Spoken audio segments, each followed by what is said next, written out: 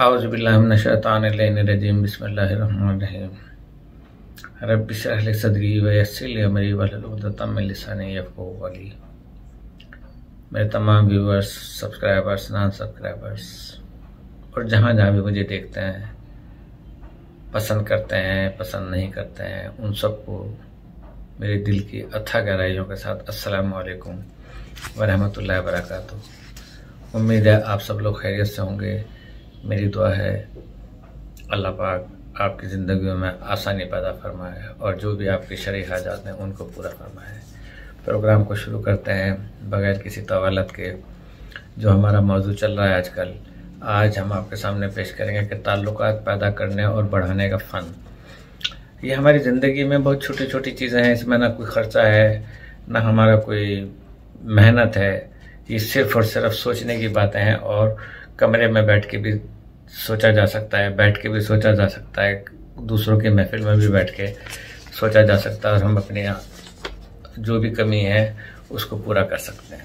हमें इस बात का बखूबी इल्म है कि ताल्लुकात पैदा करने और बढ़ाने से कामयाबी के हुसूल में भी काफ़ी ज़्यादा मदद मिलती है, क्योंकि आप अपने दोस्त अहबाब से बहुत ज़्यादा मदद हासिल कर सकते हैं इस तरीके से। लेकिन ये याद रहे कि आप अपना मतलब निकालने के लिए दोस्त न बनाएं और ना ही मतलब निकालने के लिए दोस्त बनाए जाते हैं।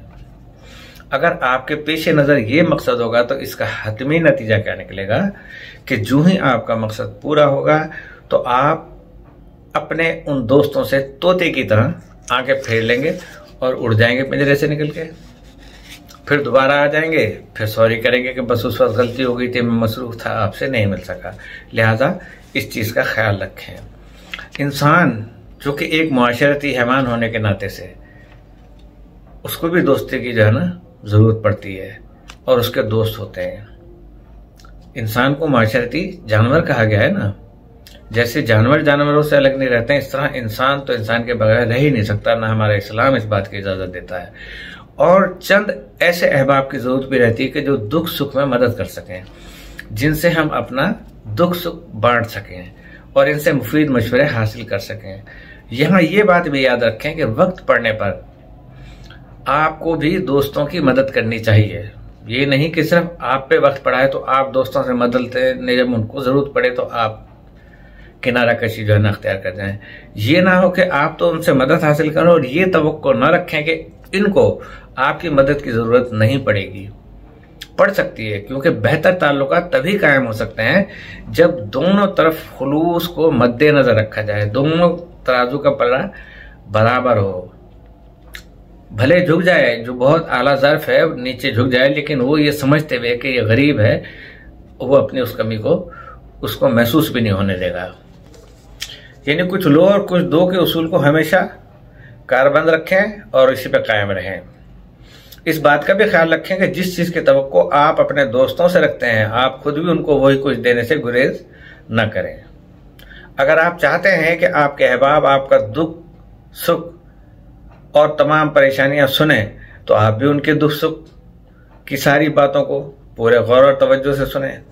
आपके लिए लाजिम है कि 24 घंटों में कम से कम एक बार अपना जायज़ा लें, बिलखुसूस रात को सोते वक्त के आज रात हमने क्या किया सारा दिन और कल हमने क्या करना है। अगर आज हमने कुछ नहीं किया तो आने वाली कल हम उसकी कमी को पूरा करेंगे। और देखें कि लोगों के साथ आप किस तरह पेश आते हैं और आप अपने दोस्तों और मिलने वालों पर अपनी शख्सियत का कैसा तासुर छोड़ते हैं। It is up to you कि भाई आपने कैसे उनके साथ जो है वो बिहेवियर रखा है, कैसा रवैया उनके साथ रखा कि वो आपसे मुतासिर रहे बगैर न रह सके।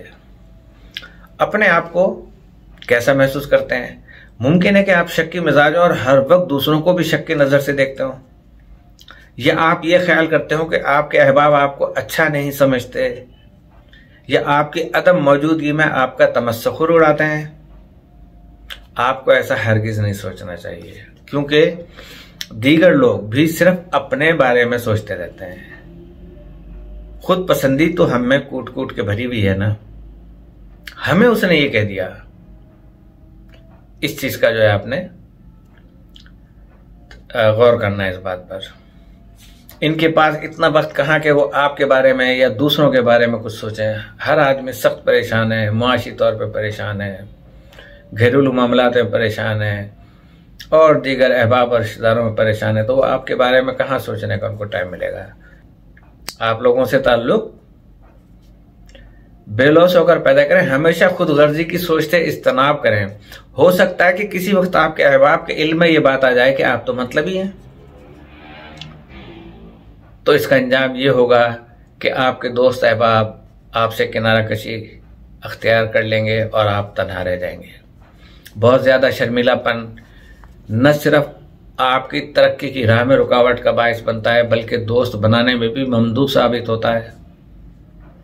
आम तौर पर यह देखा गया कि जो लोग बेहद शर्मीले होते हैं वो किसी से भी दोस्ती करने में पहल करने से घबराते हैं। अलबत्ता कोई और इस सिलसिले में दोस्ती का हाथ बढ़ाए तो भी शर्मीले लोग एक झिझक सी महसूस करते हैं। दोस्त अहबाब बनाने में हमेशा जुर्रत का मुजाहरा करें और वो ज़रूरी है आपके लिए। बसूरत दीगर आपका हल्का और आपके अहबाब दोस्त सिर्फ चंद नफूस तक महदूद होकर रह जाएंगे। इस मैदान में कदम बढ़ाने के लिए किसी मौके की तलाश में रहना फजूल है।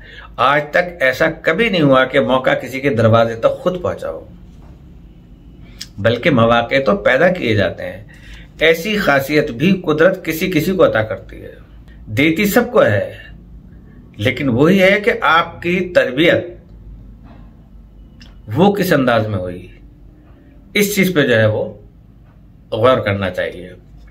एक जैसे मशागिल रखने वालों या एक ही किस्म का कारोबार करने वालों या एक ही दिलचस्पी रखने वालों में दोस्ताना मरासिम बहुत जल्द कायम हो जाते हैं। आप फर्ज करेंगे सऊदी अरब के अंदर है, एक बंदा रहता है पिंडी में, एक रहता है सादकाबाद में। उनकी इस बेस पे दोस्ती हो जाती है कि हमारे पाकिस्तान का है नंबर 2, दूसरे नंबर पे ये होता है कि जी हमारे पंजाब का है। तो ये जब कदरें मुश्तरक होती हैं तो दोस्तियां आपस में होती हैं। तो जब भी आप दोस्त बनाना शुरू करें तो हमेशा उन लोगों से राब्ता रखें जिनके मशागिल, दिलचस्पियां, कारोबार या मिजाज आपसे मुताबिकत रखते हों। ऐसे लोगों से आपके मरासिम देर पा साबित होंगे, बल्कि हमेशा रहेंगे। ऐसे ही दोस्तों से आप और आपसे वो दोस्त खूब फायदा हासिल कर सकते हैं और एक दूसरे के तजर्बात से बहुत फायदा हासिल किया जा सकता है। अपने दोस्तों से कभी भी इनकी हैसियत से ज्यादा मुतालबा न करें, मुबादा आपकी दोस्ती में फर्क आ सकता हो।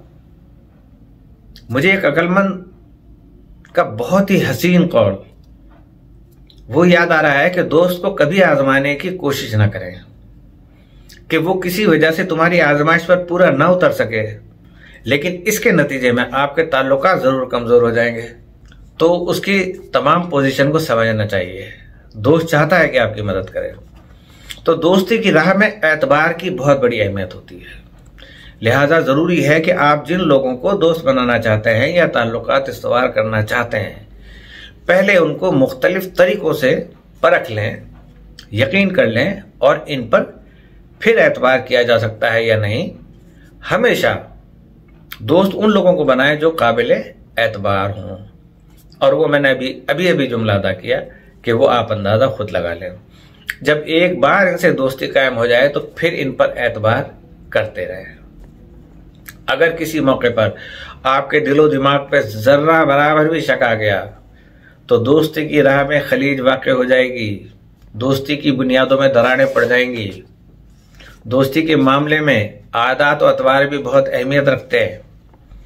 जैसे वज़ाक़ता और चेहरे के असरात किसी पर असरअंदाज होते हैं, इसी तरह आदत और तौर तरीके भी दूसरों पर असर छोड़ते हैं।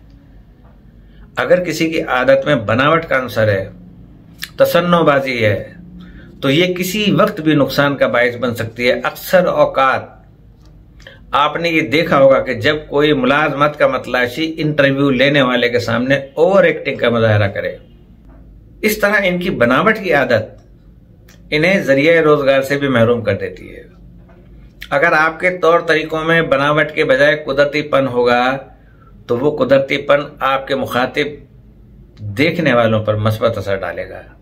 ये बात आम तौर पर देखने में आई है कि हमारा नौजवान तबका अपनी गुफ्तगू में दीगर जबानों के अल्फाज बकसरत इस्तेमाल करता है, और अब तो हमारा बाशऊर तबका यानी अधेड़ उम्र के लोग भी बेधड़क अंग्रेजी अल्फाज अपनी बातचीत में इस्तेमाल करते हैं। हो सकता है उनका ख्याल हो कि ऐसा करने से इनकी अंग्रेजदानी का रोब अपने मद्दे मुकाबिल पर पड़े, जबकि होता यह है कि अगर कभी गलत अल्फाज और गलत मौके पर दीगर जबान के अल्फाज बोल जाते हैं तो इनकी कली खुल जाती है कि ये जो है ना वो बनावट कर रहा है, अपने आप को शो ऑफ कर रहा है। हमेशा ये कोशिश करें कि दौरान गुफ्तगू वो जबान इस्तेमाल करें जिस पर आपको मुकम्मिल अबूर हासिल हो, या जो जिसकी जबान है अगर वो जानते हैं आप वो जबान तो उसके साथ उस जबान में बोलें, अदरवाइज उस जबान का इंतखाब करें कि जो दोनों जानते हैं। नेज अगर आप ज्यादा पढ़े लिखे नहीं तो अपने इलाके की जबान भी सिर्फ अपने इलाके के लोगों से बोलें, इस तरह आप बिला तकल्लुफ बात कर सकेंगे। ख्वाह दूसरी जबानों के चक्कर में न पड़ें। जब आप अपनी जबान में बात करते हैं तो आपको इस बात की कोई फिक्र नहीं होती कि आपका मुखातिब आपकी बात नहीं समझ रहा। नेज़ अपनी जबान में आप अपना माफी ज़मीर भी आसानी के साथ वाज़े कर सकते हैं कि जो आप उसे बताना चाह रहे हैं, जो आप उसके दिमाग में उंडेलना चाह रहे हैं। जबकि अपनी जबान के बजाय दूसरी जबानों में बात करना ऐसा है कि जैसे आप लाफजनी कर रहे हैं या झूठ का सहारा ले रहे हैं। इस तरह बातचीत करते हुए बड़ी बड़ी डींगे मारना और एक्टिंग करना या शेखी बघाड़ना अखलाकी तौर पर बहुत मायूब है, और अगर आपके सामने को इस बात का इल्म हो जाए तो वह आपकी सच्ची बातों पर भी कान नहीं धरेगा। जब आप किसी के आमने सामने बैठे बातचीत कर रहे हैं तो आप अपने आप को बेहतरीन सुनने वाला साबित करें, दूसरों के दुख सुख को बड़े गौर से सुनते रहें और गाहे गाहे कोई ना कोई सवाल भी करते जाएं। इससे आपके मुखातिब पर अच्छा असर मुरत्तब होगा। इसे इस बात का यकीन हो जाएगा कि आप इसकी बातें बड़े इन्हमाक और गौर से सुन रहे हैं, तवज्जो से सुन रहे हैं।